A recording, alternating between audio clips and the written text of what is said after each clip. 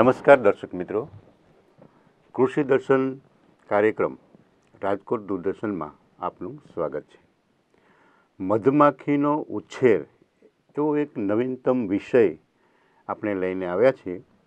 તો કોડીનાર ખાતે કૃષિ વિજ્ઞાન કેન્દ્રમાં મધમાખીનો ઉછેર એ વિશે ખૂબ રસપ્રદ માહિતી અને જાણકાર પાક સંરક્ષણ અધિકારી શ્રી આર.ટી. રાઠોડ સાહેબ જે નિષ્ણાત છે એમનું આપણે દૂરદર્શન કેન્દ્રમાં સ્વાગત કરીએ છીએ. તો રાઠોડ સાહેબ, આપનું સ્વાગત છે. નમસ્કાર. આપ જણાવો કે ગુજરાતમાં મધમાખીઓ કેટલા પ્રકારની હોય છે? ખેડૂત મિત્રો, મધમાખી ઉછેર એ આપણા રાજ્ય માટે એક નવીનતમ, આપણા સૌ માટે નવીનતમ વિષય છે. અને ખાસ કરીને આપણે ખેતી, પશુપાલન, બાગાયત, મત્સ્યપાલન આવા વિષયોને વર્ષોથી એની સાથે સંકળાયેલા છીએ. પણ મધમાખી એ આપણા માટે એટલા માટે નવીનતમ છે કે મધમાખીનું ખૂબ જ મોટું યોગદાન આપણી ખેતી સાથે પણ સંકળાયેલું છે. પાક ઉત્પાદનમાં લગભગ 30% જેટલો વધારો આ મધમાખી ઉછેર કરવાથી થાય. તેની સાથે વધારાની આવક પણ આપણે મેળવી શકીએ. ખાસ કરીને મધમાખીના ઉછેરની વાત કરીએ તો તેના માટે ફૂલ જે પાકોની અંદર વધારે આવતા હોય તે પાકો ખૂબ જ મહત્ત્વના છે. તેમાં ખાસ કરીને આપણા વિસ્તારમાં થતા તલ, રાયડો, એરંડા, કપાસ, સૂર્યમુખી, રજકો, અજમા, બાવળ તથા નારિયેળી જેવા બાગાયતી પાકો. તો આ બધા જ પાકોની અંદર મોટા પાયે આપણે જે ફૂલ અવસ્થાની અંદર મધમાખી પાલન કરી શકીએ. હવે અગત્યના પ્રશ્નની વાત કરીએ તો એના ખાસ કરીને કેટલી પ્રજાતિઓ અથવા તો કેટલી એની જાત આવેલી છે. તો એમાં ખાસ કરીને 5 પ્રકારની મધમાખીઓ આપણે જોવા મળે. એમાંથી જે આપણી લોકલ એટલે કે આપણી દેશી મધમાખી 4 પ્રકારની છે અને એક જે આયાતી મધમાખી છે. અને જે વધારે મધમાખીના આપણે કોમર્શિયલ બેઝ ઉપર એટલે કે તેનું એક કોમર્શિયલ યુનિટ બનાવવું હોય તો એમાં એપિસ મેલિફેરા અને એપિસ સેરેના ઇન્ડિકા આ બંને પ્રજાતિઓને આપણે પેટીની અંદર ઉછેર કરી અને એનું સારી રીતે મધપાલન કરી અને એમાંથી આવક પણ મેળવી શકીએ. તો આ 5 પ્રકારની પ્રજાતિઓ. અને એમાં એક જે અત્યારના જંગલી મધપુડાઓ જોવા મળે તો એ પણ એક એપિસ ડોર્સાટા, એ પણ આપણી અહીંની લોકલ મધમાખી છે, પણ એનો આપણે કોમર્શિયલ બેઝ ઉપર મધપાલન કરી શકતા નથી. જોવા મળતી મધમાખીઓમાં બધી જ મધમાખીઓ ઉછેર માટે ઉપયોગી છે કે નહીં? અગાઉ આપણે વાત કરીએ એમ બધી જ મધમાખીઓ કોમર્શિયલ કે એનું આપણે ફરજિયાતપણે એને પેટીમાં રાખી અને ઉછેરવી ઘણી વખત મુશ્કેલ પણ બનતી હોય. કારણ કે આપણી જે દેશી મધમાખી છે એ ખાસ કરીને ખુલ્લા વાતાવરણમાં અને ટેવાયેલી છે. જો એને પેટીની અંદર એટલે કે અંધારાની અંદર બંધ કરી અને એમાંથી કોમર્શિયલ મધ ઉત્પાદન કરવાનો વિચાર કરવામાં આવે તો કદાચ એ શક્ય ન બને. પરંતુ મેં અગાઉ વાત કરી એમ એપિસ મેલિફેરા જે આયાતી મધમાખી છે એ અને એપિસ ઇન્ડિકા આ બંને મધમાખીઓનો કોમર્શિયલ બેઝ ઉપર એટલે કે જે જ્યારે બજારની અંદર અથવા ખેડૂતો જે ખેતર ઉપર મધપેટીઓ લગાડે તો એમાં એપિસ મેલિફેરાનો મોટા પાયે મધ ઉછેર માટે અને એનું કોમર્શિયલાઇઝ કરી અને આપણે એનું મધ એમાંથી મેળવી શકીએ. તો એ મધમાખી આપણા માટે ખૂબ જ સારી રીતે ઉત્પાદન એમાંથી મેળવી શકાય. બીજું કે આપણી જે દેશી મધમાખી અને જંગલી મધમાખી, આ મધમાખીમાં મોટા પ્રોબ્લેમ એ છે કે એ પાલતુ મધમાખી નથી. એટલે ઘણી વખત આપણને નુકસાન કરવાના, ડંખ લાગવાના તો એ કેસ બનવાને કારણે આપણે એને કોમર્શિયલી મધ ઉત્પાદન માટે લઈ ન શકીએ. ખેડૂત મિત્રોએ મધમાખી ઉછેર કરવા માટે શું કરવું જોઈએ? સૌપ્રથમ તો આપણા સૌ માટે આ એક નવો વિષય છે કે મધમાખી ઉછેરની અત્યાર સુધી આપણે જે મધના પૂડાઓ જોતા એ મોટા ભાગે જંગલ વિસ્તારની અંદરમાંથી મધ એકઠું કરવામાં આવતું અથવા તો ખેડૂતના ખેતર ઉપર હોય તો ઝાડ ઉપર રહેતું. પણ એનો જે હવે કોમર્શિયલાઇઝ કે ખેતરમાં એની પેટીઓ લગાડીને એમાંથી આવક મેળવવાની જ્યારે વાત આવે તો ખેડૂતોએ સૌપ્રથમ તો એના માટે એ કરવું પડશે કે એને મધપેટીના બોક્સ ખરીદવા પડશે. અને એની અંદર બોક્સની અંદર તૈયાર મધપૂડા હશે, રાણી મધમાખી હશે અને એ પૂડાઓ સાથેના મધમાખીના બોક્સ એના ખેતરમાં લગાડી અને આખું વર્ષ, મેં અગાઉ પણ વાત કરી કે એને ફૂલવાળા પાક ખૂબ જ એના માટે પરાગનયન માટે અને એનામાંથી પરાગરજ લઈ અને મધ બનાવવા માટે ખૂબ જ અગત્યનું હોય. તો આખું વર્ષ એને ફૂલવાળા પાક સમયાંતરે મળી રહે એવી ખેડૂતોએ વ્યવસ્થા કરવી પડે. એટલે બજારમાંથી પહેલાં મધપેટીના બોક્સ મધમાખી સાથેના ખરીદવા, એને ખેતરની અંદર લગાડવા અને આખા વર્ષ દરમિયાન એને ખોરાક પૂરો પાડવો અને એની કાળજીઓ લેવી. આ એક ખેડૂતો માટે સૌપ્રથમ પહેલું પગથિયું મધમાખી ઉછેર માટેનું કહી શકાય. બોક્સ ખરીદ્યા બાદ ખેડૂત મિત્રોએ કયા કયા પગલાં લેવા જોઈએ?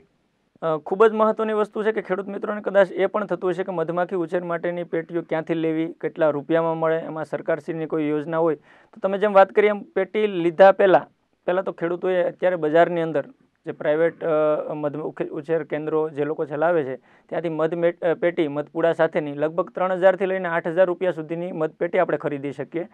હવે મધપેટી લઈ લીધા પછી ખૂબ જ અગત્યની, કારણ કે આ જીવંત વસ્તુ સાથે કામ કરવાનો વિષય છે. મધમાખીનું પાલન કરવું એટલે આપણા માટે ચેલેન્જ સમાન છે કે એને ખોરાક આપવો, આખું વર્ષ એમાંથી મધની સમયાંતરે મધ કાઢવું, એનું વેચાણ કરવું. તો ખેડૂત મિત્રો જ્યારે પણ મધપેટી ખરીદી લે તો એમાંથી સૌથી મોટી ચેલેન્જ કે એના માટે ફૂલવાળા પાક, આપણે અગાઉથી વાત 2-3 વખત મેં રિપીટ કરી છે કે ફૂલવાળા પાક, એમાંય ખાસ કરીને આપણા વિસ્તારમાં થતા તલ, અજમા, સૂર્યમુખી, બાગાયતી પાકોમાં નારિયેળી, બાવળ, આ પાકોમાંથી એને ખૂબ જ સારું એવું મધ આપણે મેળવી શકીએ અને એ ગુણવત્તાવાળું મધનું વેચાણ કરી અને એમાંથી આવક પણ મેળવી શકાય. પણ મધપેટી લગાડ્યા પછી એની સમયાંતરે કાળજી લેવી, એને ખોરાક પૂરો પાડવો, એમાં કોઈ રોગ જીવાત આવે તો એનું નિયમન કરવું, એનું નિયંત્રણ કરવું, એ સૌથી મોટી ચેલેન્જ ખેડૂતો માટે હોઈ શકે. મધમાખી વસાહતમાં કઈ કઈ વ્યવસ્થાઓ જોવા મળે છે? મધમાખીની વસાહતની વાત કરીએ તો ખેડૂત મિત્રો કે મધમાખી એક પરિવાર તરીકે પોતાનો મધપૂડાની અંદર રહેતી હોય, જેમ આપણો પણ પરિવાર હોય એ જ રીતના મધમાખીના પૂડાની અંદર એની એક નર રાણી માખી જેને કહી શકાય, એક રાણી માખી હોય, બીજા કામદાર, વધારે કામદાર માખી હોય અને થોડા પ્રમાણમાં નર હોય. એટલે એનું આખું જે પરિવાર છે એ સાથે મળીને પૂડાનું, જેને કહેવાય એનું ઘર છે મધપૂડો, એનું નિયમન કરતા હોય. મિત્રો એક ખાસિયત એ છે કે એની અંદર ફક્ત અને ફક્ત એક જ રાણી માખી હોય. એટલે રાણી છે એ આખા મધપૂડાનું સંચાલન કરે અથવા તો નિયમન કરે એવું કહી શકાય, અને રાણી માખી થ્રુ જ આખો મધપૂડો એનું નિયંત્રણમાં રહેતો હોય. બીજી સૌથી વધારે એની અંદર કામદાર માખી હોય. એટલે કામદાર એનો આપણે અર્થ કરીએ તો એવો જ થાય કે કામદારોનું કામ છે કે એની અંદર મધપૂડામાં વ્યવસ્થિત એના ખાના બનાવવા, એનું નિયમન કરવું, એને ખોરાક લાવીને પૂરો પાડવો. અને રાણીનું કામ છે કે એને મેક્સિમમ ઈંડા મૂકવા. એટલે આપણે વાત કરીએ તો એક રાણી દરરોજ લગભગ 1,000 જેટલા ઈંડા મૂકવાની અવસ્થા ધરાવે અને એનો આયુષ્યકાળ લગભગ 16 દિવસનો હોય. કામદાર માખીઓ વાત કરી, મેં કીધું પૂડાની અંદર લગભગ 80થી 90% કામદાર માખીઓ હોય અને એનો જે આયુષ્યકાળ છે 21 દિવસનો હોય, અને જે નર માખીઓ છે એનો લગભગ આયુષ્યકાળ 24 દિવસનો હોય. તો આ રીતના બધાએ સાથે મળી અને નર માખીનું કામ ફક્ત એટલું છે કે રાણી માખી સાથે સમાગમ કરવું અને રાણી માખી ત્યારબાદ ઈંડા મૂકી અને જરૂરિયાત મુજબ ઈંડા પેદા કરી અને મધપૂડાનું આખું સંચાલન કરે. મધમાખી વસાહતમાં રાણી મધમાખીનું સવિશેષ મહત્વ છે, તો એ શા માટે? મેં અગાઉ પણ આ જ વાત કરી કે ફક્ત ને ફક્ત મધપૂડાની અંદર એક જ રાણી માખી હોય. હવે જો રાણી કદાચ ઉડી જાય, કોઈ કારણોસર એને ડેમેજ થઈ અને એ મરી જાય અથવા કોઈ એને કોઈ પક્ષી દ્વારા, કોઈ જીવાત દ્વારા એનું ડેમેજ થાય તો આખો મધપૂડાનું જે નિયંત્રણ કરવાની પદ્ધતિ છે અટકી પડે અને ઘણી વખત મધપૂડામાંથી ખેડૂત જો એની પેટી લગાડી હોય, રાણી માખીનું કોઈ આવા અકારણસર પ્રોબ્લેમ થાય તો આખો મધપૂડો ફેલ જતો હોય છે. એટલા માટે રાણી મધમાખીનું સૌથી મહત્વ, જેને કહી શકાય કે રાણી આખું જે મધપૂડાનું નિયંત્રણ કરે, એટલા માટે એનું વસાહતના નિયંત્રણ માટે રાણી મધમાખી ખૂબ જ મહત્વની છે. અને જે બીજા કામદાર અને નર એ પણ રાણીનું એટલું જ કાળજીપૂર્વક ધ્યાન રાખતા હોય છે અને મોટાભાગે રાણી બહાર નીકળતી નથી અમુક સમય દરમિયાન, ફક્ત કારણ કે ખોરાક પણ એને કામદાર દ્વારા અંદર પૂરો પાડવામાં આવે, એને જે નર સાથેનો સમાગમ પણ એની સિસ્ટમેટિકલી આવતો હોય.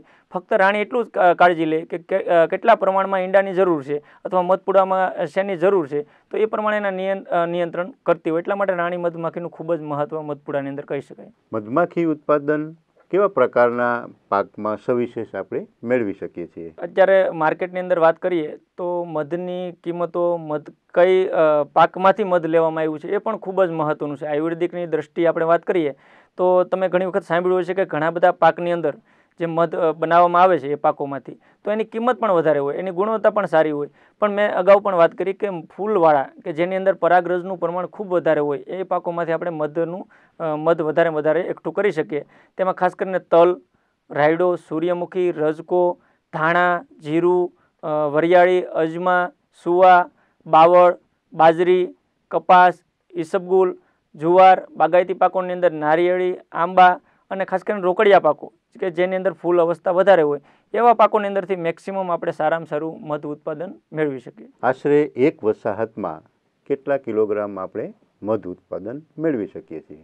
આ વિષય થોડોક એટલા માટે આપણે ક્લિયર નહીં કરી શકીએ કારણ કે મધમાખીની જે પેટીઓ છે એની પણ અલગ અલગ બનાવટ હોય. એની અંદરની જે મેં તમને અગાઉ વાત કરી કે મધપૂડા, એની અંદર ટ્રે હોય, એક લાકડાના બોક્સ હોય તો એની અંદર અલગ અલગ 7 ટ્રે, 10 ટ્રે, 4 ટ્રે એ પ્રમાણે લગાડેલી હોય. એટલે જો એના આધારે આપણે કેવું હોય કે એક પેટીમાંથી કેટલું ઉત્પાદન મેળવી શકાય. પણ હું તમને એક ઉદાહરણ તરીકે કહી શકું કે એપિસ મેલિફેરા, જે આપણે અગાઉ પણ વાત કરી કે એપિસ મેલિફેરા આપણા વિસ્તારની અંદર મધ ઉત્પાદન માટે સારી રીતે આપણે ઉપયોગમાં લઈ શકે એવી પ્રજાતિ છે. અને એની 10 ટ્રેની જો એક પેટી હોય તો એમાંથી અંદાજે એક વર્ષે લગભગ 20 થી 30 કિલો જેટલું મધ ઉત્પાદન લઈ શકે. બીજી મહત્વની વસ્તુ કે આખું વર્ષ એને કેવા પ્રમાણમાં ફૂલોમાંથી કેટલો ખોરાક મળે છે. ઓફ સિઝનની અંદર ઘણી વખત પાક પૂરો થઈ જતો હોય, પાણીની સગવડ ન હોય તો મધપેટીનું સ્થળાંતર કરવું પડે, એટલે કે બીજી જગ્યાએ લઈ જવી પડે અને ત્યાંથી પણ આપણે મધ ઉત્પાદન મેળવી શકીએ. તો અંદાજિત કહી શકાય કે 10 ટ્રેની એક મધપેટીમાંથી એપિસ મેલિફેરા વેરાયટીમાંથી આપણે લગભગ 20 થી 30 કિલો જેટલું મધ ઉત્પાદન લઈ શકીએ. સરકારશ્રી તરફથી આના માટેની ખાસ કોઈ યોજના હોય તો એ જણાવશો. ખાસ કરીને સરકારશ્રી અને એમાંય બાગાયત ખાતું ગુજરાત રાજ્ય તરફથી મધમાખીના ઉછેરને પ્રોત્સાહન મળી રહે એ માટેની સરકારશ્રીની પણ યોજના છે. સબસિડીમાં ખેડૂત મિત્રો એનો લાભ પણ લઈ શકે. હવે આપણે અત્યારે જે મધમાખીની વસાહત કોઈને ખરીદવી હોય, એટલે કે જેઓ આનો ઉછેર કરી અને પોતાનું મધમાખી ઉછેર કેન્દ્ર બનાવવા માગતા હોય, એમાં ખાસ કરીને 50 પેટીઓ ખરીદવી પડે. એક સરકારશ્રીની યોજનામાં આ ઘટક છે કે 50 પેટી ખરીદે ખેડૂત મિત્ર, અને એમાંય એ પેટીની અંદર જે કિંમત એની જે પણ હોય પેટીની, મેં તમને અગાઉ પણ વાત કરી કે 3000 થી 8000 સુધીની કિંમતની પેટીઓ મળતી હોય જુદી જુદી અલગ અલગ ફ્રેમની.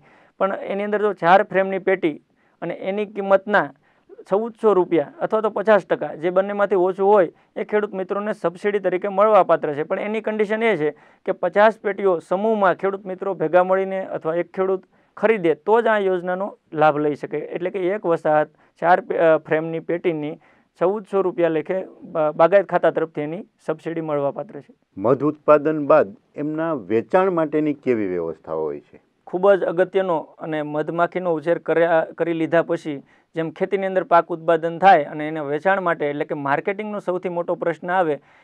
મધ એક એવું જેને કહેવાય કે એવું દ્રવ્ય છે કે મધનો લગભગ આપણા શાસ્ત્રોની અંદર અને આપણે આયુર્વેદિક વાત કરીએ તો ઘણા વર્ષોથી આપણે જોયું છે કે મધનું આજે નાનામાં નાના બાળકથી લઈ અને ગરડી ઉંમર સુધીના બધા જ માટે મધ આયુર્વેદિકની દ્રષ્ટિએ પણ એટલું જ મહત્વ છે. મોટાભાગના રોગોને મટાડવામાં છે. એટલે અત્યારે મધના વેચાણ માટેની કોઈ વાત કરે તો કદાચ એવું ગણાય કે મધ મેળવવું મુશ્કેલ છે. મધના વેચાણ માટે અત્યારે ઘણી બધી ફાર્માસ્યુટિકલ કંપનીઓ, જેઓ આપણે પણ જોયું છે કે પ્રાઇવેટ કંપનીઓનો આનો ખૂબ મોટા પાયે એનો ઉદ્યોગ પણ છે. જંગલ ખાતા દ્વારા લોકલ માર્કેટની અંદર આપ સારી રીતે આપણું પોતાનું પેકિંગ કરી પોતાની બ્રાન્ડ બનાવી અને તમે વેચાણ માટેની વ્યવસ્થા સારી રીતે ગોઠવી શકો. કારણ કે એના ઉપયોગ બહુ ઘણા બધા છે. ઘણા બધા રોગોને મટાડવામાં અક્ષીર છે. મેં તમને અગાઉ પણ વાત કરી ઔષધીય દ્રષ્ટિએ ખૂબ મહત્વ છે. એટલે વેચાણ માટેની માર્કેટની અંદર એટલો બધો પ્રોબ્લેમ નથી. પણ એક વસ્તુ આપણે જોવી પડશે કે એની ગુણવત્તા વ્યવસ્થિત રીતે જળવાઈ રહે અને ગુણવત્તાસભર આપણે આપણું ઉત્પાદન કરીને વેચશું તો આપણું માર્કેટની અંદર ખૂબ સારું નામ અને સારી રીતે માર્કેટિંગ પણ કરી શકીએ. નાનામાં નાનું મધમાખી ઉછેર કેન્દ્ર શરૂ કરવું હોય તો આશરે કેટલો ખર્ચ એમાં થાય છે? ખૂબ જ અગત્યનું, કારણ કે ખેડૂત મિત્રો જ્યારે મધમાખી ઉછેર વિશેની વાત સાંભળે અને એને એવી ઈચ્છા થાય કે મારે પોતાના ખેતરમાં બનાવવું છે. બીજી એક અગત્યની વાત એ છે કે મધમાખી ઉછેર બનાવવા માટે કોઈ અલગથી તમારે જમીન કે કોઈ અલગથી જગ્યાની જરૂર નથી પડતી. કારણ કે તમારા ખેતરની અંદર તમારા બાગાયતી પાક કે રોકડિયા પાકની અંદર જ તમે પેટીઓનું એડજસ્ટમેન્ટ કરી ગોઠવીને એમાંથી જ ઉત્પાદન કે એમાંથી આવક મેળવવાની વાત છે. એટલે વધારાનો કોઈ બીજો ખર્ચ નથી. પણ મહત્વનું પહેલું રોકાણ કે જે પેટી ખરીદવાની છે, કારણ કે પેટી આપણે એકવાર ખરીદશું તો એમાંથી તમે કદાચ બનાવી શકશો, પણ પહેલી વખતે જ્યારે શરૂઆત કરીએ તો પેટી ખરીદવી ખૂબ જરૂરી છે. અને અંદાજિત મેં વાત કરી હતી અગાઉ પણ એક પેટીની કિંમત 3000 ગણો અને 25 પેટી નાનકડો એવો તમે યુનિટ બનાવો તો લગભગ 75000 રૂપિયા પહેલું રોકાણ મધપેટીની ખરીદી માટેનું થાય. અને એની સાથે બીજા એના જે ખોરાક દેવાની ઘણી વખત જરૂર પડે, ફૂલ અવસ્થા ન હોય અને આર્ટિફિશિયલ ખોરાક દેવો પડે તો એ ખોરાક, એના જે કપડાં પહેરવા પડે, કારણ કે મધમાખીમાંથી મધ કાઢતી વખતે રક્ષણાત્મક કપડાં પહેરવા ખૂબ જરૂરી છે. ઘણી વખત કોઈ ડેમેજ થવાના કારણે કોઈ કરડી જવાના પ્રશ્ન ન રહે, એટલે એના માટેના સુરક્ષાત્મક કપડાં, એના મધ કાઢવા માટેના સાધનો, તો આ બધું જો કોસ્ટિંગ કરીએ તો લગભગ 15 થી 20000 રૂપિયા એ થાય. એટલે 75000 પ્લસ 20000 રૂપિયા ગણીએ તો લગભગ 95000 કે લાખ રૂપિયા જેવું રોકાણ કરી અને ખેડૂત મિત્ર એક નાનકડો એવો 25 પેટીનો યુનિટ બનાવી શકે અને એમાંથી ધીમે ધીમે એનો યુનિટ વધારી અથવા તો એમાંથી ઉત્પાદન પણ મેળવી શકે. મધમાખી ઉછેરમાં આવતા કોઈ જે અન્ય કોઈ પડકારો હોય તો એના વિશે આપ જણાવશો. ખેડૂત મિત્રો, કોઈ પણ નવો વ્યવસાય શરૂ કરીએ તો એની અંદર એ પણ કાળજી આપણે લેવી પડશે કે એની અંદર કેવા પ્રશ્નો આવી શકે, એના નિરાકરણ માટે આપણે સમયાંતરે કેવા પગલાં લેવા જોઈએ. મધમાખી ઉછેર માટે અગત્યનું એ છે કે મેં તમને પહેલાં પણ વાત કરી કે જીવંત વસ્તુ છે. કુદરતી રીતે એનું જે આખું નિયમન થતું હોય તો એની અંદર જે મધપૂડો હોય છે, એટલે ખાસ કરીને પેટી લગાડેલી હોય તો એની ઘણી કાળજી લેવી પડે કે ચોમાસાની અંદર વરસાદ હોય તો એના પેટીને ઉપરથી થોડુંક આપણે એવું બનાવીએ કે એની અંદર ડાયરેક્ટ વરસાદ કે પાણી ન જાય. બીજું સૌથી મોટા પ્રશ્નો ભયંકર એના એ છે કે મધમાખીને પણ ઘણા બધા રોગ અને જીવાત દ્વારા નુકસાન થતું હોય. એમાં સૌથી મોટો એના માટે માઇટનો પ્રશ્ન, એટલે કે કથીરી એને વધારે ભયંકર પ્રમાણમાં નુકસાન કરે. બીજો એક વેક્સ મોથનો પ્રશ્ન પણ એટલો જ ગંભીર છે. બાકી કીડી, મકોડા, ગરોળી આવા સામાન્ય જે પણ જીવાત અને જંતુઓ છે એ પણ ઘણી વખત મધમાખીને નુકસાન કરતા હોય. પણ એનું બજારની અંદર દાખલા તરીકે માઇટનું નિયંત્રણ કરવું હોય તો માઇટીસાઇડના રૂની અંદર પૂમડામાં બોળી દ્રાવણમાં અને આપણે બહાર મધપુડાની અંદર લગાડી દઈએ તો એનું નિયંત્રણ થઈ શકે. કીડી, મકોડા, ગરોળી માટે આપણે જે પણ મધપેટીની ઊંચાઈ મૂકેલી છે તો નીચેની સાઈડમાં ગ્રીસ કે ઓઇલના 2-3 દિવસે પોતા મારીએ અથવા એનું ઓઇલ લગાડીએ તો એનાથી પણ ઘણી વખત તમને એનું નિયંત્રણ સારી રીતે કરી શકાય. હાલ ગુજરાતમાં મધમાખી ઉછેરની કેવી સંભાવનાઓ રહેલી છે? મધમાખીનો ઉછેર કરવા માટે આ છેલ્લા 2-3 વર્ષથી સરકારશ્રીના પણ ઘણા બધા પ્રયત્નો છે. પ્રાઇવેટ કેન્દ્રો જે પણ મધ ઉછેર કરવાવાળી પોતાના ફાર્મ ઉપર કરે છે એ પણ એના પણ અનુભવ સારા છે. આવા કૃષિ વિજ્ઞાન કેન્દ્રો અને NGO દ્વારા પણ એના સતત પ્રયત્નો થાય. ગુજરાતની અંદર ખૂબ જ સંભાવનાઓ વધારે છે, એટલા માટે કે ગુજરાતની અંદર જે વિસ્તારની અંદર જેને કહેવાય 3 સિઝન પિયતવાળો વિસ્તાર છે. બીજું કે પાકની પણ ઘણી બધી વિવિધતાઓ છે. આપણા વિસ્તારની અંદર મેં તમને વાત કરી એમ ફૂલવાળા બાગાયતી પાકોનું પણ વાવેતર પુષ્કળ થાય. બીજી કે મધમાખી ઉછેર કરવાવાળા માણસો જોઈએ તો અત્યારે બહુ જૂજ પ્રમાણમાં એટલે કે ઓછા છે. જો આવતા સમયની અંદર મધમાખીનું યુનિટ બનાવી અને એનો ઉછેર વ્યવસ્થિત કરવામાં આવે તો મને લાગે કે ખેડૂતો એમાંથી સારી એવી આવક મેળવી શકે. અને બીજું કે આની અંદર એટલું બધું મોટું રોકાણ નથી. ગુજરાત સરકારની કે ભારત સરકારની જે પણ સબસિડીની યોજનાનો લાભ લઈને ખેડૂત મિત્ર કરી શકે તો એની સંભાવનાઓ પુષ્કળ છે. માર્કેટિંગનો કોઈ એટલો ગંભીર પ્રશ્ન નથી. તમે સારી સારી ફાર્માસ્યુટિકલ કંપનીઓ સાથે કોલેબોરેશન કરી અને મોટો યુનિટ બનાવીને કરી શકો તો ગુજરાતની અંદર એનું વાતાવરણ પણ અનુકૂળ છે, કારણ કે મધમાખી માટે વાતાવરણ જે જોઈએ એ પણ આપણે અહીંયા મળી રહે. એટલા માટે ગુજરાત માટે એની સંભાવનાઓ પુષ્કળ પ્રમાણમાં રહેલી છે. મધમાખી ઉછેરનું અર્થતંત્ર એક સંક્ષિપ્તમાં સમજાવશો? મધમાખીનું જે આખું વસાહત એની પેટીની મેં અગાઉ પણ થોડીક એના પર પ્રકાશ પાડ્યો હતો કે એની અંદર રાણી મધમાખી હોય, કામદાર હોય, નર હોય, આ બધાનું કામ અલગ અલગ વહેંચણીથી કામ થતું હોય. રાણી મધમાખી ફક્ત ઈંડા મૂકી અને ક્યારે જરૂર કેટલા પ્રમાણમાં ઈંડાની છે એનું આખું નિયમન કરે. કામદાર મધમાખીઓના મધપુડા બનાવવા, બહારથી ખોરાક લાવવો, પરાગરજ લાવી એમાંથી રોયલ જેલી જેવા પદાર્થો આખા મધપુડાની અંદર બને એનું કામ કરે. નરનું મોટા ભાગનું કામ રાણી સાથે સમાગમ કરી અને જે રાણી ઈંડા મૂકવાનું એનું નિયમન કરવાનું કામ છે. પણ ખાસ કરીને મધમાખી ઉછેરની જો વસાહત છે એના માટે એની અંદર પરાગ રજ એટલે કે એનો ખોરાક મળવો ખૂબ જરૂરી છે. તો ઘણી વખત એની વસાહતમાં આપણે પેટીઓ તો લગાડી દઈએ પણ કયા સમયે એનું સ્થળાંતર કરવું, કયા પાકની અંદર લઈ જવી. દાખલા તરીકે હું તમને ઉદાહરણ આપું કે આંબાની અંદર મોર ડિસેમ્બર કે જાન્યુઆરી મહિનામાં આવતો હોય તો એ મોરની કન્ડિશનમાં આંબામાં જો પેટી મૂકેલી હોય ત્યારબાદ એને ફરી ઉનાળુ પાકમાં દાખલા કે જેવો મોર અવસ્થા પૂરી થાય જાન્યુઆરી ફેબ્રુઆરીમાં એટલે તરત એને તલના પાકની અંદર, કારણ કે ઉનાળાની અંદર આપણે તલ પણ પુષ્કળ થાય તો તલના પાકની અંદર સ્થળાંતર કરવામાં આવે. ત્યારબાદ ચોમાસાની અંદર ફરી તમે કોઈ પણ પાકની અંદર ફૂલવાળા કરો અથવા ઓફ સિઝનની અંદર બાવળ જેવા જે વિસ્તારની અંદર બાવળ હોય, ગાંડા બાવળનું વાવેતર, ત્યાં પણ મધપેટીનું તમે સ્થળાંતર કરીને એમાંથી પણ મધ મેળવી શકો. એટલે આખી પ્રોસેસ છે એને થોડીક ખેડૂત મિત્રોએ સમજવી પડે. સ્થળાંતર કરવું પડે, પેટીઓ ફેરવવી પડે અને એમાંથી મધ કાઢવું. તો એનું અર્થતંત્રને વ્યવસ્થિત રીતે સમજી અને એ પ્રમાણે નિયમન કરવું જરૂરી છે. મધમાખી ઉછેર માટે કૃષિ વિજ્ઞાન કેન્દ્ર કોડીનાર અને અંબુજા સિમેન્ટ ફાઉન્ડેશન દ્વારા કેવા પ્રકારના પ્રયત્નો અને પ્રયાસો કરવામાં આવે છે? કૃષિ વિજ્ઞાન કેન્દ્ર અને અંબુજા સિમેન્ટ ફાઉન્ડેશનની વાત કરીએ તો છેલ્લા લગભગ કૃષિ વિજ્ઞાન કેન્દ્ર 2008થી કોડીનારના આ વિસ્તારની અંદર કામ કરે. ગીર સોમનાથ અને જુનાગઢ જિલ્લાનું આ કેન્દ્ર છે. અંબુજા ફાઉન્ડેશન જે 1993થી આ વિસ્તારની અંદર ખાસ કરીને પ્રવૃત્તિઓ બધી કરે છે. હવે મધમાખી ઉછેર માટે છેલ્લા 2-3 વર્ષથી અમે પણ થોડાક ખેડૂતોની ડિમાન્ડ, ખેડૂતોના પ્રશ્નો હતા કે અમારે મધમાખી ઉછેર કરવું છે તો એના માટેના પગલાં કૃષિ વિજ્ઞાન કેન્દ્ર અને અંબુજા સિમેન્ટ ફાઉન્ડેશન દ્વારા પણ ભરવામાં આવ્યા છે. અને જે ખેડૂતોની જરૂરિયાત મુજબ તમને ખેડૂત મિત્રોને પણ ખબર હશે કે શારદા ગ્રામ ખાતે એક મધમાખી ઉછેર માટેની વર્ષોથી ટ્રેનિંગ સેન્ટર એનું શરૂ છે અને મધપેટીઓ પર લગાડેલી છે. તો અમે અમારા ખેડૂત મિત્રોને શારદા ગ્રામ ખાતેની પ્રેરણા પ્રવાસ કરાવ્યો, ખેડૂતોને પેટીઓ બતાવી, ત્યારબાદ એમાંથી પ્રેરણા લઈ અને ત્યારબાદ કૃષિ વિજ્ઞાન કેન્દ્ર અને અંબુજા ફાઉન્ડેશન દ્વારા તાલીમ ગોઠવવામાં આવી. ખેડૂત મિત્રોએ તાલીમ પણ લીધી. એમાંથી શીખીને અત્યારના સમયમાં હું તમને આ વર્ષની વાત કરું તો લગભગ 20 જેટલા ખેડૂતો દ્વારા એની પેટીઓ એટલે કે લગભગ 20 પેટી એના ખેતરમાં લગાડવામાં આવી. એનું એકવાર મધનું જે ઉત્પાદન છે એ પણ કાઢી લેવામાં આવ્યું. લગભગ દર પેટીમાંથી અંદાજિત અત્યારે 15 થી 20 કિલો જેટલું મધ આપણે એકઠું કરવામાં આવ્યું. એનું માર્કેટિંગ પણ વ્યવસ્થિત રીતે કરવામાં આવ્યું. તો પહેલો અનુભવ જે આ વિસ્તારની અંદર અને મધમાખી ઉછેર માટેનો ખૂબ સારો છે. ખેડૂતોના હજી પણ ડિમાન્ડ છે અને રાજ્ય સરકારમાં પણ આપણે આ સબસિડી માટે ફાઇલો પણ મોકલી છે. એટલે ભવિષ્યની અંદર હું માનું ત્યાં સુધી આ વિસ્તારમાં, કારણ કે પાણીવાળો વિસ્તાર છે, પાકોનું પણ સારી રીતે નિયમન થઈ શકે છે, ખેડૂતો પણ થોડાક મધમાખી ઉછેર કરવા માટે પ્રેરણા છે. તો આવતા દિવસોમાં કૃષિ વિજ્ઞાન કેન્દ્ર અને અંબુજા સિમેન્ટ ફાઉન્ડેશનના પ્રયત્નોથી આપણા વિસ્તારમાં ખૂબ મોટા પાયે મધ ઉછેર થાય અને ખેડૂતોને આર્થિક રીતે પરિસ્થિતિમાં અને આવકમાં પણ વધારો થાય એવા પ્રયત્નો ચોક્કસથી કરીશું.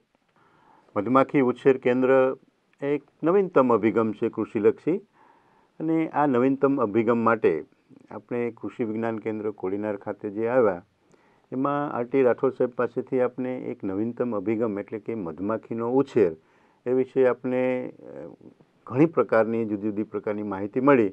તેમાં ચાલતી કેટલીક સરકારી યોજનાઓ, એની વસાહતો, જેમ કે પેટી, બોક્સ અથવા તો પાકની અંદર પણ એનું વિશેષ આપણે ઉત્પાદન લઈ શકીએ છીએ. એટલે કોઈ એના માટે વધારાની કોઈ જમીન અથવા તો કોઈ બીજી વ્યવસ્થાઓ કરવી પડતી નથી. ખેડૂત મિત્રોએ એના જ પાકની અંદર થોડીક જાણકારી મેળવી અને એના જે બોક્સ કે પેટી હોય છે એ ખરીદી અને એની અંદર ઉછેર કરે તો સારું એવું એ કમાઈ શકે છે અથવા એનું અર્થતંત્ર સારું બની શકે છે. તો આ એક નવીનતમ અભિગમ દરેક ખેડૂત મિત્રોએ અપનાવવો જેવો, અને આના માટે કોઈ વિશેષ ખાસ ખર્ચ હોતો નથી. કેટલીક સહાય તો સરકાર પોતે પણ આપે છે અને કેટલુંક જે આ કૃષિ વિજ્ઞાન કેન્દ્ર તરફથી પણ ખેડૂત મિત્રોને માહિતી અને પ્રોત્સાહન મળે છે.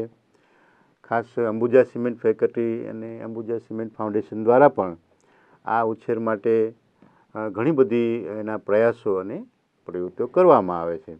એટલે ખેડૂત મિત્રોએ જો આ એક નવીનતમ અભિગમ એટલે કે મધમાખીનો ઉછેર આવો જો કરવું હોય તો બહુ સરળતાથી કરી શકે છે અને એમાં એ સારું એવું અર્થતંત્ર એનું બનાવી શકે છે. મારું નામ રઘુભાઈ વાળા છે. હું દેવળીનો રહેવાસી છે અને અમે આ વરદિત્ય મધ ઉછેરનું ચાલુ કરેલું છે. આમાં સારું છે. અત્યારે ચોમાસામાં થોડીક તકલીફ પડે છે. આપણે ફાલરિંગને થોડુંક ઓછું હોય એટલે એ થોડીક ચોમાસામાં તકલીફ પડે છે સર. અમે 20 પેટી વસાવેલી છે. મારું નામ ભાવિકભાઈ બારડ, ગામ દેવળી. અને આ મધ ઉછેરમાં અમે 2012માં કૃષિ વિજ્ઞાન કેન્દ્ર દ્વારા સૌ પ્રથમ અમે તાલીમ મેળવેલી અને ત્યાં જુનાગઢ કૃષિ યુનિવર્સિટીમાંથી આ મધપાલનના જે એક્સપર્ટ હતા એને બોલાવેલા કૃષિ વિજ્ઞાન કેન્દ્ર, અને ત્યારે ઘણી બધી માહિતી અને ત્યારબાદ શારદા ગ્રામ પણ જે એપિસ ઇન્ડિકા નામની જે નાની માખી આવે છે તેની ત્યાં અમને વિઝિટ કરાવેલી અને ઘણા બધા ખેડૂત હતા, આજુબાજુના ગામના ને 30-40 ખેડૂત જેટલા હતા. ને એમાંથી ત્યારબાદ 2-3 વર્ષ તો કંઈ પ્રોસેસ નથી થઈ, પણ 2015માં ત્યારબાદ પાછું કૃષિ વિજ્ઞાન કેન્દ્ર અને અંબુજા સિમેન્ટ ફાઉન્ડેશનને અમે ત્યારે જણાવેલ કે અમારા ગામના ખેડૂતો આ કરવા માટે તૈયાર છે. તો ત્યારે ધર્મેન્દ્રભાઈએ લાટી ગામે ત્યાં મધ ઉછેરનું બહુ મોટા પાયે યુનિટ હતું, ત્યાં અમને મુલાકાત કરાવેલી અને ત્યારે અમે જોયું અને ઘણું બધું સારું હતું. ત્યાં 180ની આજુબાજુમાં પેટી હતી અને ત્યારબાદ અમે ચોથા મહિનામાં એપ્રિલમાં 2015માં મધ ઉછેર માટેની આ પેટીઓ મગાવેલી અને સૌ પ્રથમ ભલવડ ગામે તલમાં મૂકેલી અને ત્યાંથી અમે પ્રથમવાર મધ કાઢેલું તો ઓછામાં ઓછું 15 કિલોની આજુબાજુમાં મધનું નીકળેલ અને માર્કેટ ભાવ પર અમને અહીં લોકલ લેવલે સારો મળેલ અને આમાં ખૂબ જ ખેડૂતોને ફાયદો છે. પરાગરજને લીધે ઉત્પાદનમાં ઘણો ખેડૂતોને ફાયદો થાય છે અને એક સાઈડમાં આવક પણ થાય છે. એટલે ખેડૂતોને પણ આ એક સારો બિઝનેસ છે અને ખેતીની સાથે સાથે સારી આવક પણ કરાવી શકે છે. મારું નામ ધર્મેન્દ્રભાઈ કોટડિયા છે. હું અંબુજા સિમેન્ટ ફાઉન્ડેશનમાં જોબ કરું છું. મને ઘણા સમયથી આ હનીબી વિશે થોડુંક અંદરથી પેલું થતું કે ભાઈ આવું ખેડૂતોને કરાવવું જોઈએ, કારણ કે ખેડૂતોને જે એના ખેતરમાંથી પાકમાંથી આવક મળે છે પ્લસ એક આ સાઈડ ઇન્કમ છે પ્લસ આ હનીબીની જે માખી પરાગરજ એકબીજા પાક ઉપર ચડાવે છે એનાથી એના ઉત્પાદનમાં પણ 25% જેટલો વધારો થાય છે. એટલે ખેડૂતોને પણ બેનિફિટ છે, પ્લસ આમાંથી પણ એક એની સાઈડ ઇન્કમ મળી રહી છે. તો ખરેખર ખેડૂતો જો જાગૃત થાય અને વધારે માત્રામાં કરે તો ખેડૂતોની આવકમાં ખરેખર સરેરાશ ઘણો બધો વધારો થઈ શકે એવું મને લાગે છે. હેપીલભાઈ છોડવડિયા, ફાર્મ મેનેજર, કૃષિ વિજ્ઞાન કેન્દ્ર કોડીનાર. અમે અત્યારે ચોમાસાની અંદર ટેકનિકલ સપોર્ટ કઈ રીતનો આપી શકીએ અત્યારે મધમાખી ઉછેર કરતા ખેડૂતોને? તો છેલ્લા ઘણા સમયથી આપણી જે મધમાખીની પેટી છે તો અત્યારે ખોરાકની અવેલેબિલિટી ખૂબ જ ઓછી હતી. તો તે વખતે અમે મધમાખીને આર્ટિફિશિયલ ફીડિંગ થઈ શકે અને કપરી પરિસ્થિતિમાં પણ તે સર્વાઈવ થઈ શકે તે માટેના પ્રયત્નો કર્યા. અને વચ્ચે અમારી મધમાખીની પેટીની અંદર માઇટ નામની કથેરી નામની જે જીવાત છે એનો પ્રશ્ન હતો. તો એ પ્રશ્ન દૂર કરવા માટે અમે માઇટીસાઇડનો આની અંદર ઉપયોગ પણ કરેલો. અને બીજું કે આ મધમાખીની પેટીની અંદર ચોમાસા દરમિયાન વેક્સ મોથનો જે પ્રશ્ન આવેલો, તો એ પ્રશ્નને દૂર કરવા માટે અમે જે મધમાખીની અંદર જે ડેમેજ પૂડાઓ હતા એને દૂર કરેલા. અને અત્યારની આજની તારીખે અત્યારે અમારી બધી જ પેટીઓ એક્ટિવ છે અને અત્યારે સારામાં સારું મધ ઉત્પાદન થઈ શકે તે માટેની પોલન મધમાખી અત્યારે નાળિયેરીમાંથી લઈ અને સેટ કરે છે.